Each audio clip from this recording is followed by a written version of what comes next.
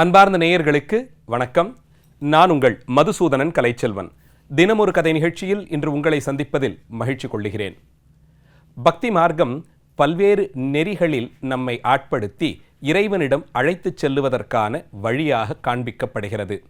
பாரத புண்ணிய பூமியின் பல்வேறு பகுதிகளிலும் பல்வேறு மொழி பேசக்கூடியவர்கள், பல்வேறு சமய தொடர்புடையவர்கள் அந்தந்த சமயம் காண்பித்து கொடுக்கும் பரம்பொருளிடம் அன்பு செய்து அந்த அன்பை இறைவனிடமும் அவன் அடியார்களிடமும் செய்து உய்ந்து போன கதைகள் ஏராளம் உண்டு.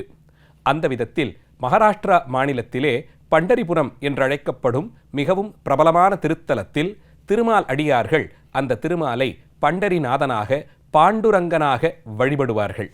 அந்த இறைவனுடைய சிறப்பே அவருடைய எளிமைதான்.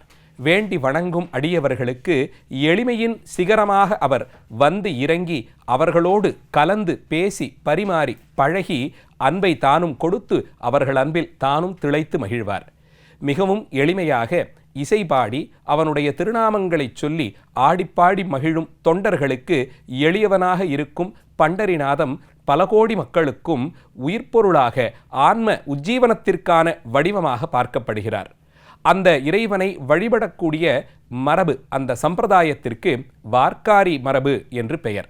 இந்த வார்க்காரி சம்பிரதாயத்தை சேர்ந்தவர்கள் ஒரே போலே நெற்றிக்கு சின்னங்கள் தரித்து கொள்ளுவது, உடை உடுத்தி நடைபயணமாக நடந்து போய் பல கிலோமீட்டர் தூரங்கள் நடந்து போய் இசை பாடிக்கொண்டு பண்டரிநாதனின் துதியை பாடிக்கொண்டு நடந்து சென்று ஏகாதசி திதியிலே அவன் நாமத்தை சொல்லி அவனை தரிசித்து அவருடைய திருமேனியை தொட்டு துழாவி திருவடிகளில் தலையை வைத்து கொண்டாடி மகிழக்கூடிய அந்த காட்சிகள் பார்த்த மாத்திரத்தில் நம் உள்ளே பக்தியை பெருக்கச் செய்யும். அப்படி வாழ்ந்த அந்த வார்க்காரிகளுக்கு பல ஆச்சாரியர்கள் அந்த சம்பிரதாயத்திலேயே வந்து வழிகாட்டிகளாக அமைந்திருக்கிறார்கள். அப்படி வாழ்ந்த வார்க்காரி சம்பிரதாய ஆச்சாரியர்களுக்குள்ளே பெண்மணி ஒருத்தி, மாதரசி. அவளுடைய பெருமைகளைத்தான் இன்றைய நிகழ்ச்சியிலே பார்க்க இருக்கிறோம். இவள் பெயர் சந்த் சக்குபாய். இந்த பெண்மணி பண்டரிநாதனை கணவன் போலே சிறுவயது முதல் மனதார விரும்பி அவனுக்கு தொண்டு செய்வதே வாழ்க்கையின் லட்சியமாக கொண்டிருந்தாள். மகாராஷ்டிரா மாநிலத்தில் பண்டரிபுரத்தை அடுத்திருக்கக்கூடிய சிஞ்சுருணிபுரம் என்ற சிற்றூரில்தான் இவள் பிறந்தாள். இவளுடைய தந்தையார் கங்காதர ராவ், தாயார் கமலா அம்மையார். இவர்கள் இருவரும் தம்பதிகள். இவர்கள் இருவரும் பல ஆண்டுகள் குழந்தை வரமில்லாது இறைவனை வேண்டி வணங்கி விட்டலனுக்கு விரதங்களெல்லாம் இருந்து அவருடைய பெருமைகளை பாடி பாடி கரைந்து உருகி அன்பின் வெளிப்பாடாய் எங்களுக்கு ஒரு பெண் குழந்தை வேண்டும் என்று அந்த விட்டலக் கண்ணனை வேண்டி வரமாக பெற்றவள்தான் சக்குபாய். இந்த பெண் சிறுவயதிலேயே அபரிமிதமான பக்தி ஸ்ரத்தையோடே வளர்ந்தாள் என்றே சொல்லலாம். சின்ன வயதில் தன் தந்தையார் செய்யக்கூடிய நாம சங்கீர்த்தனம், அவர் சொல்லக்கூடிய விட்டலனுடைய கதைகளையெல்லாம் கேட்டாள். அந்த வயதிற்கே உரிய தன்னுடைய தோழிகளோடு விளையாடுவது, வீதியிலே நின்று கொண்டு ஆடிப்பாடி மகிழ்வது, அங்கே இருக்கக்கூடிய மணற்திட்டுகளில் அமர்ந்து கொண்டு மண்ணால் கோட்டைகள் கட்டி விளையாடுவது, இதையெல்லாம் சக்குபாய் செய்து வந்தாள். இப்படி இருக்க ஒரு நாள் இறைவன் இவளை தடுத்தாட்கொள்ள வேண்டிய காலம் வந்துவிட்டதை அறிந்து அந்த பண்டரிநாதனே ஒரு வயோதிகரான பாண்டுரங்க பக்தனாக காட்சி கொடுத்தார். கையிலே சின்ன அந்த தம்புராவை ஏந்தி கொண்டு மற்றொரு கையில் சப்பலாக்கட்டையால் இசை மீட்டிக்கொண்டு பாண்டுரங்கனுடைய திருநாமங்களை சொல்லிக்கொண்டு அந்த ஊரின் வீதிகளில் வலமாக வந்தார். அப்போது சக்குபாய் அவருடைய தோழிகளோடு சேர்ந்து மணல் மேட்டிலே கோட்டைகள் கட்டி விளையாடி கொண்டிருந்தாள். இந்த வார்க்காரி சம்பிரதாயத்தை சேர்ந்தவர்கள் பல ஆயிரம் பேர்கள் ஒரே நேரத்தில் நாம சங்கீர்த்தனம் செய்வார்கள். ஆனால் அந்த நாம சங்கீர்த்தனத்திலே இருக்கக்கூடிய ஒருமைப்பாடு நம்மை ஆச்சரியப்படுத்த வைக்கும். இத்தனை பேர்கள் சந்திக்கக்கூடிய இடத்தில் இவ்வளவு தூரத்திற்கு ஒரு ஒருங்கிணைப்பு எப்படி ஏற்பட்டது என்று சிந்திக்க வைக்கும். அது இறைவன் பேரிலே கொண்ட பக்தி என்னும் வரம்பு. அந்த வரம்பிற்குள் நின்று இவர்கள் அளவு கடந்த பக்தியை வெளிப்படுத்தும் போது எல்லாம் ஒன்றுபட்டு போய் ஒரே இடத்தில் சங்கமிக்கக்கூடியதாய் அமைந்திருக்கும். அப்படித்தான் இந்த இடத்திலும் தன்னை மறந்த ஒரு பாண்டுரங்க பக்தன் போலே விட்டலக் கண்ணன் வீதிகளிலே பாண்டுரங்க நாமங்களை சொல்லிக்கொண்டு பஜனை பாடிக்கொண்டு தம்புரா மீட்டிக்கொண்டு பரவச நிலையிலே வீதிகளை கடந்து வந்தார். அவர் சக்குபாய் விளையாடி கொண்டிருந்த வீதிக்கு வந்தபோது அங்கே விளையாடி கொண்டிருந்த இந்த குழந்தைகள் கட்டி வைத்திருந்த மணற்கோட்டைகளை கண்களை மூடிக்கொண்டே நடந்து போய் மிதித்து இடித்து தள்ளிவிட்டு நகர்ந்தார். ஆடிக்கொண்டும் பாடிக்கொண்டும் நகரும் இந்த பக்தர்கள் தன்னிலை மறந்து இறையியலிலே கலந்தபடிக்கு இருப்பதால் தன்னை சுற்றி நடக்கக்கூடிய விஷயங்கள் என்ன என்று அறியாத நிலையில் இருப்பார்கள். அதையேத்தான் இந்த இடத்தில் பாண்டுரங்கனும் வெளிப்படுத்தினான். இப்படி தாங்கள் ஆசையாசையாய் கட்டிய மணற்கோட்டைகளை யாரோ ஒருவர் கண்களை மூடிக்கொண்டு தன்னை மறந்த நிலையில் ஆடியும் பாடியும் நடந்து போய் இடித்து விட்டதை பார்த்த சக்குபாய்க்கு கோபம் வந்தது. குழந்தைதானே, தங்களுடைய விளையாட்டை யாரோ ஒருவர் வந்து இப்படி தடுத்து விட்டாரே என்ற செல்ல கோபம். அங்கே கண்ணை மூடிக்கொண்டு நடந்து சென்ற விட்டலனை சக்குபாய் போய் தட்டி எழுப்பி, ஐயா, நீங்கள் இப்படி ஒரு காரியத்தை செய்யலாமா என்று கேட்டாள். குழந்தாய், நான் ஹரியினுடைய பெயர்களை சொல்லிக்கொண்டு திருநாமங்களை சொல்லிக்கொண்டு வீதியிலே நடந்து செல்கிறேன். நான் என்ன உனக்கு தீங்கிழைத்தேன் என்று கண்ணன் ஒன்றும் அறியாதது போலே கேட்க, சக்குபாயு, அங்கே பாருங்கள், நாங்கள் எல்லாம் மகிழ்ச்சியாக கட்டிய இன்பமாய் விளையாடி கொண்டிருந்த மணற்கோட்டைகளை நீங்கள் இடித்து தள்ளிவிட்டு நடந்து செல்கிறீர்கள். நாங்கள் ஆசையாய் செய்த அந்த கோட்டைகளை இப்படி தரைமட்டமாக்கி விடலாமா? இது தகுமா என்று கேட்டாள். வந்திருந்த விட்டலனோ, அம்மா, நான் பாண்டுரங்கனுடைய திருநாமங்களை சிந்தித்து கொண்டு அவன் செய்த லீலைகளை மனதால் நினைத்து கொண்டு அவன் திருநாமங்களை சொல்லிக்கொண்டு கண்ணை மூடி என்னையே மறந்த நிலையில் வந்தேன். அதனால் தெரியாமல் நீங்கள் கட்டி வைத்திருந்த அந்த மணற்கோட்டைகளை காலால் மிதித்து விட்டேன். என்னை மன்னித்து விடுங்கள் என்று சொன்னானாம். கண்ணன் இப்படி தன்னையே தான் சுருக்கி கொண்டும் இறக்கிக் கொண்டும் அடியவர்களுக்கு எளியவனாக பழகக்கூடிய பலாயிரம் நிகழ்ச்சிகளில் இதுவும் ஒன்று. கேட்ட சக்குபாயோ, ஐயா, ஒரு வாதத்திற்கு அந்த கோட்டைகளுக்கு பதிலாக நீங்கள் எங்களை மிதித்து நடந்து சென்றால் என்ன ஆகியிருக்கும்? நாங்களோ சிறு குழந்தைகள், நீங்களன்றோ பார்த்து நடக்க வேண்டும் என்று கேட்க அவளுடைய சாதுரியத்தில் மகிழ்ந்தானாம் கண்ணன். குழந்தாய், நீ உன் வயதிற்கு தகுந்ததை விடவும் அதிகமாகவே வாசித்திருக்கிறாய். நீ பேசக்கூடிய இந்த சொற்கள் நமக்கு மகிழ்ச்சியை தருகின்றன. இருந்தாலும் நான் வேகமாக யாத்திரை செல்கிறேன். என்னை இப்படி பிடித்து நிறுத்தி நீ இத்தனை கேள்விகள் கேட்டால் நான் என்ன செய்வேன் என்று கூறி வாதத்தை வளர்த்தானாம்.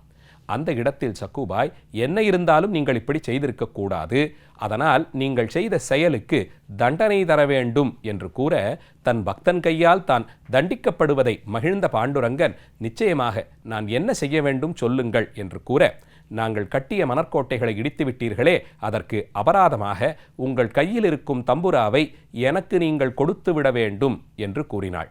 கண்ணனும் சிறிது நேரம் அப்படியெல்லாம் தர முடியாது என்பது போலே ஆட்டம் காண்பித்து அதன் பிறகு அந்த குழந்தைக்கு அந்த தம்புராவை பரிசாக கொடுத்து அவள் காதுகளிலே அஷ்டாட்சர மந்திரத்தையும் ஓதுவித்தானாம். திருவெட்டெழுத்தை கேட்ட மாத்திரத்தில் சூரிய கதிர்கள் பதிந்ததும் மலரக்கூடிய தாமரை போலே சக்குபாயின் திருமுகங்கள் மலர்ந்தன. சிறு குழந்தைக்கு இந்த அஷ்டாட்சர மந்திரத்தின் சிறப்பை திருமாலே எடுத்துச் சொன்னால் அதனுடைய சிறப்பை கேட்கவும் வேண்டுமா? பிரகலாதன் எப்படி தன் தாயின் வயிற்றில் இருக்கும் போதே திருமாலினுடைய நாமங்களை கேட்டு அந்த உயர்ந்த பக்தி நிலையை அடைந்தானோ அதுபோலே இந்த இடத்தில் சக்குபாயும் சிறு வயதிலே திருமால் சொல்ல அந்த திருநாமத்தின் சிறப்பை கேட்டாள். இதால் மனமகிழ்ந்த அந்த பரந்தாமன் கஜேந்திரமோக்ஷ லீலையினுடைய சிறப்புகளையும் எடுத்துச் சொன்னானாம். இந்த திருநாமத்தை உனக்கான நாமமாக கொண்டு உன் வாழ்க்கையை நீ நடத்திவா என்று கூறினான். இத்தனை பரிசுகளை அவர் கொடுத்ததாலே மனமகிழ்ந்த சக்குபாய் அந்த தம்புராவை மீண்டும் அவரிடமே ஒப்படைத்து விட்டாள். ஐயா, இத்தனை வேகமாக நீங்கள் எங்கே செல்கிறீர்கள் என்று கேட்க, அம்மா, நான் பண்டரிபுரம் நோக்கி யாத்திரையாகச் செல்கிறேன் என்று கூறினாராம். பண்டரிபுரம் என்ற அந்த ஊரின் திருநாமத்தை கேட்ட மாத்திரத்தில் சக்குபாய்க்கு ஆனந்தம் ஏற்பட்டது. எல்லையில்லா மகிழ்ச்சியிலே திளைத்தாள். ஐயா, அந்த பண்டரிபுரத்தினுடைய சிறப்புகளை நீங்கள் சொல்லி நான் கேட்க வேண்டும் என்று கூறினாளாம். அம்மா, அதற்கு எனக்கு இப்போது அவகாசம் இல்லை. வேகமாக நான் பாண்டுரங்கனை தரிசிக்கச் செல்லுகிறேன். 5 நாட்களில் மீண்டும் வருகிறேன் என்று ஒரு வார்த்தையை சொன்னானாம். இதை கேட்ட சக்குபாய், நிச்சயமாக வரவேண்டும், நீங்கள் வருந்தனையும் நான் காத்திருப்பேன். பண்டரிநாதனுடைய சிறப்புகளையும் அந்த தலத்தின் சிறப்புகளையும் நீங்கள் சொல்ல நான் கேட்க வேண்டும் என்று விடை கொடுத்து அனுப்பினாள். 5 நாட்கள் ஆகியும் சென்ற அந்த பாகவதர் திரும்பி வரவில்லை. ஆனால் ஒரு முறை பண்டரிபுரத்தினுடைய நாமத்தை கேட்ட மாத்திரத்தில் சக்குபாய் அதிலேயே ஆழங்கால் பட்டாள். அந்த ஊரின் பெயரே அவளை கட்டி இழுத்தது. அதில் மிகுந்த மகிழ்ச்சியோடு அதை சிந்தித்து கொண்டும் பாண்டுரங்கனுடைய அழகெப்படி இருக்கும், அவன் செய்த லீலைகள் என்ன என்று நினைத்து கொண்டே காலத்தை கழித்தாள். இப்படி இருந்த குழந்தை பருவம் மாறி அவள் திருமணப் பருவத்தை அடைந்திருந்தாள். அவளுக்கு பாண்டுரங்கனைத்தான் திருமணம் செய்து கொள்ள வேண்டும் என்று ஆசை. இருந்தாலும் உலக வழக்கம் என்றொன்று உண்டாயிற்றே, தாய் தந்தையருக்கு கடமை என்ற ஒன்று உண்டாயிற்றே, அவனோ இறைவன், திருக்கல்யாணம் செய்து கொள்வதற்கெல்லாம் அவனோடு நமக்கு பொருந்துமா என்று கூறி வலியப்போய் கிருஷ்ணசர்மா என்ற ஒருவரோடு சக்குபாய்க்கு திருமணத்தை நிகழ்த்தி வைத்தார்கள் அவர்களுடைய பெற்றோர்கள். அந்த கிருஷ்ணசர்மாவோ தன்னுடைய மனைவியை அடக்கியாள வேண்டும் என்ற எண்ணத்தில் இருந்தான். எனக்கு உதவத்தான் நீ எனக்கு மனைவியாக வாய்த்திருக்கிறாய், அது என்ன எப்போதும் பண்டரிநாதனுடைய பெருமையை பேசுவது, பாண்டுரங்கனுடைய பெயரை உச்சரிப்பது, இதெல்லாம் கூடாது என்று கட்டுப்படுத்தினான். அவளுடைய மாமியாரோ மிகவும் கொடுமைகளுக்கு ஆளாக்கினாள் சக்குபாயை. அதிகமாக வேலைகள் தருவது, வீட்டு வேலைகளை போதுமான அளவிற்கு செய்யவும் வைத்து அதற்கு மேலேயும் இன்னும் வேலை கொடுப்பது, மாட்டுத் தொழுவத்தில் அவளை தங்க வைப்பது என்று பல்வேறு இடர்பாடுகளில் சிக்கித் தவித்தாள். இது இப்படி இருக்க ஒரு நாள் தண்ணீர் பெற்று வருவதற்கு குளக்கரைக்கு சென்றாள் சக்குபாய். அப்போது சில பாகவதர்கள் நாம சங்கீர்த்தனம் செய்து கொண்டு யாத்திரை செல்வதை பார்த்து, ஐயா நீங்கள் எல்லாம் எங்கே செல்கிறீர்கள் என்று கேட்க, நாங்கள் ஏகாதசி கொண்டாடுவதற்கு பண்டரிபுரத்திற்கு செல்லுகிறோம் என்று அவர்கள் சொல்ல, அந்த பெயரை கேட்டவுடன் மீண்டும் அவள் மனதிலே ஒரு விதமான பூரிப்பு ஏற்பட்டது. உடனடியாக தன் கணவனிடம் சென்று, பாகவதர்கள் சிலர் பண்டரிபுரத்திற்கு யாத்திரையாக செல்லுகிறார்கள், அவர்களோடு நானும் செல்ல வேண்டும் என்று உத்தரவு கேட்டாள். அந்த கணவனோ பலமுறை எடுத்துச் சொல்லியும், நீயும் நானும் சேர்ந்தே வரக்கூடிய ஏகாதசி திதிக்கு செல்லுவோம், அவர்களோடு இன்று நீ செல்ல வேண்டாம் என்று கூறினான். பல முறை எடுத்துச் சொல்லியும் சக்குபாய் அடம்பிடித்ததாலே, அவள் அதிலே உறுதியாக இருந்ததாலே கோபம் கொண்ட கணவன் அவளை பலமாக அடித்து பக்கத்து அறைக்கு இழுத்து கொண்டு போய் ஒரு தூணோடு கட்டி அவளை அங்கேயே கிட என்று விட்டுவிட்டான்.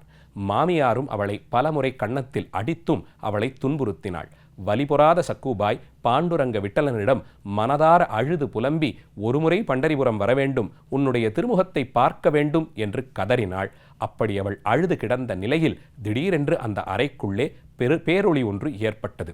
அதிலிருந்து சக்குபாயை போன்றே மற்றொரு உருவம் புறப்பட்டு வந்தது. பார்ப்பதற்கு என்னை போலே இருக்கும், நீ யார் என்று சக்குபாய் சொல்ல, நான் உன்னுடைய மாயா வடிவம், நீ கவலைப்படாதே, உன்னை இந்த கட்டிலிருந்து நான் அவிழ்த்து விடுகிறேன், நான் இந்த கட்டிலே இங்கே தூணோடு பிணைத்திருக்கிறேன், நீ இப்பொழுதே ஓடிப்போய் பண்டரிபுரத்தை அடைந்து பாண்டுரங்கனை தரிசித்து விட்டு வா, அதுவரையில் இங்கே இருக்கும் நிலையை நான் சமாளித்துக் கொள்ளுகிறேன் என்றதாம் அந்த மாயா வடிவம். சக்குபாய் அதை ஏற்றுக்கொண்டு அந்த மாயா வடிவத்தை வீட்டில் விட்டுவிட்டு தான் ரகசியமாக பண்டரிபுரத்தை நோக்கி ஓடினாள். மனோவேகம் காற்று வேகம் என்பார்களே, அந்த வேகத்தில் ஓடிச் சென்று பண்டரிநாதனை கண்களால் கண்டு காதல் கசிந்துருக ஓடிச் சென்று அவன் திருவடிகளை பற்றி கொண்டாள். அதன் பிறகு சக்குபாயை யாரும் பார்க்கவில்லை. உலகமே பார்க்க அதிசயமாக பண்டரிநாதனோடு இரண்டரக் கலந்தாள். இந்த அற்புதத்தை பார்த்த அதே ஊரைச் சேர்ந்தவர்கள் மீண்டும் ஊருக்கு வந்து, கிருஷ்ணசர்மா, உன் மனைவி அடைந்த பெரும்பேறு எப்பேற்பட்டது தெரியுமா, நீ எத்தனை பாக்கியசாலி, அவளுடைய பக்தியை பண்டரிநாதன் எப்படி ஏற்றுக்கொண்டான் தெரியுமா என்று கூற, என் மனைவி என்னோடுதானே இருக்கிறாள் என்ற கிருஷ்ணசர்மா வீட்டிற்கு ஓடிச் சென்று பார்த்தால் அதுகாரும் அங்கே இருந்த மாயா வடிவம் மறைந்து போயிருந்தது. சக்குபாயின் பெருமையை உணர்ந்த கிருஷ்ணசர்மா அவளுக்கு செய்த கொடுமைகளுக்கெல்லாம் மனதார மன்னிப்பும் கேட்டானாம். இப்படி வார்க்காரி அடியவர்கள் எது கேட்டாலும் உடனே ஓடி வந்து தானே அதற்கு செயற்படுத்துபவனாக இருந்து செயல்படுத்தும் பாண்டுரங்கனுடைய சிறப்புகளை பலாயிரம் கதைகள் மூலம் நாம் அறிந்து கொள்ளலாம். சாந்து சக்குபாயினுடைய நினைவுகளோடு இன்றைய நிகழ்ச்சியை நிறைவு செய்கிறேன். நாளைய தினம் மீண்டும் ஒரு கதையோடு உங்களை சந்திக்கிறேன். நன்றி, வணக்கம்.